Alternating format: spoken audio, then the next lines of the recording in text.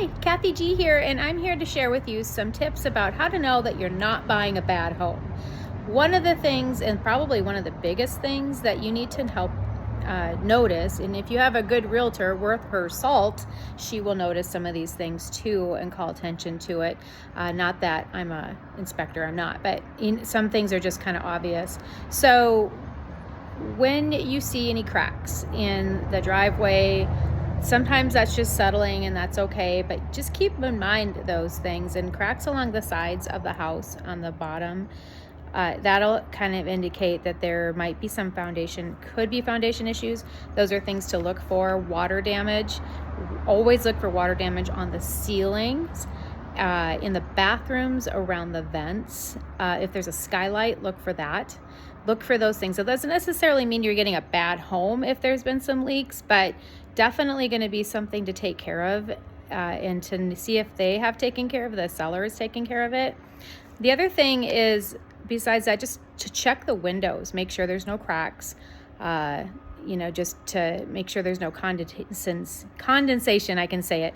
A lot of homes, windows have seals, and if they're broken, they might have some condensation in them. So just make sure that. And then, so all those things can be fixed, even though they could be expensive, especially foundation issues. But the one thing you can't fix, which would give you a bad home, is a bad location. And not every location is going to be bad for every single person. But if you are buying a home and it is surrounded by homes that are really not as nice as the one that you're looking at, that's not a good indication that that's a good home, because it might be a perfectly good home. It's just bad location. You can't change that. That is the one thing I always tell everybody that you can't change. Like, you can change everything. You could start over. You could just bulldoze the house, but you can't change the location that you're in.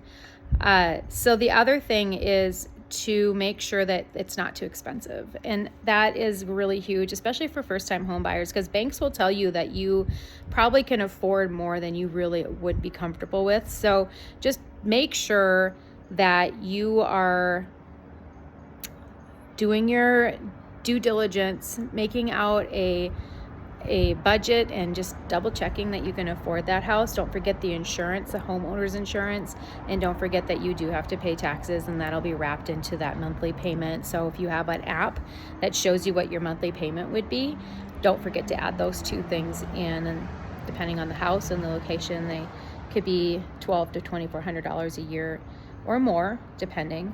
And the thing is too, is that you really need to make sure that at the end of the day, you don't have your dad come in and look at it and say it's all good or not good.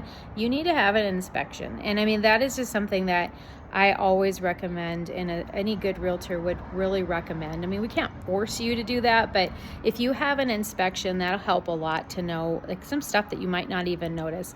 Now, if your dad was a builder or is a builder, and then, maybe he would know what he's doing, but inspectors come in knowing to check for certain things. Like, they're not experts in anything necessarily, but they'll check to see if the air conditioner is working, the HVAC in general. You want to have heat. It's been cold here this winter, and if you didn't have heat working well, that's a big expense to fix.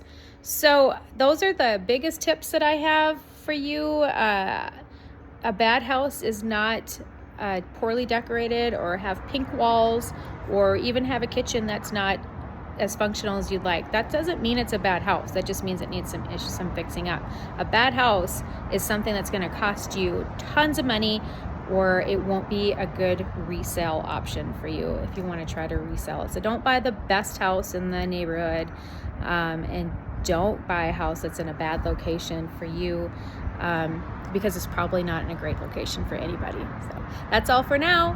Have a great rest of your day.